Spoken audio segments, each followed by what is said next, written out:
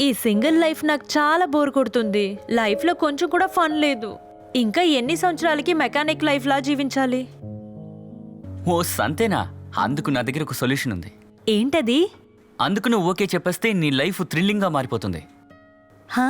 ఈ ఒక్క డిసిషన్ నువ్వు తీసుకున్నావంటే నీ లైఫ్ సెటిల్ అయిపోయినట్టే.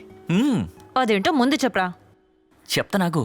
అంటే ఈ ఫ్రెండ్స్ సిరీస్లో మోనికా ఇంకా చాండ్లర్ లాగా అలాగా? మనమిద్దరం ఒకటైపోతే? మనమా?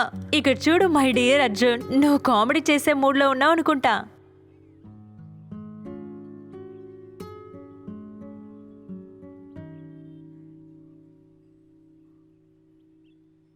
ఒసే మెరీనా, ఐ లవ్ యూ.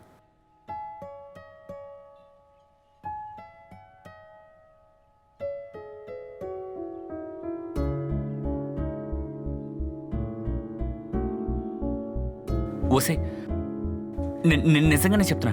ఇప్పుడు చెప్పకపోతే ఎప్పుడు చెప్పలేనేమోనని భయం వేస్తోంది. అది నాకు అక్కర్లేదు. రే అర్జున్, నీకు తెలుసు కదా ఈ సిరీస్ లాంటిది కాదు లైఫ్. ఓసే అది నాకు తెలియదు అనుకున్నావా? కానీ కోరుకోవడంలో తప్పులేదుగా. అర్జున్, నీకు తెలుసు కదా మన ఫ్రెండ్షిప్కి నేను ఎంత ఇంపార్టెన్స్ ఇస్తానని.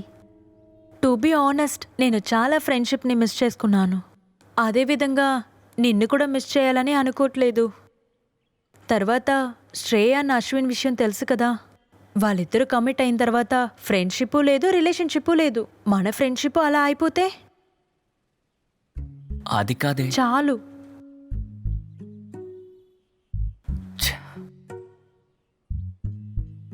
ఇలా చూడు, trust me, I believe we're made for each other.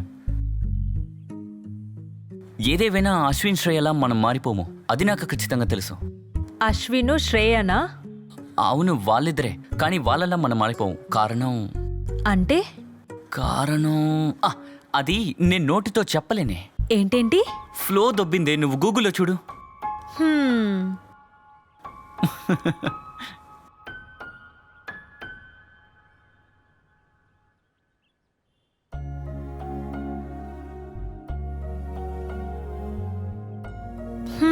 సరే, చాలా చెప్పు మాట్లాడావు కదా, నువ్వు జ్యూస్ తాగు. ఓకే.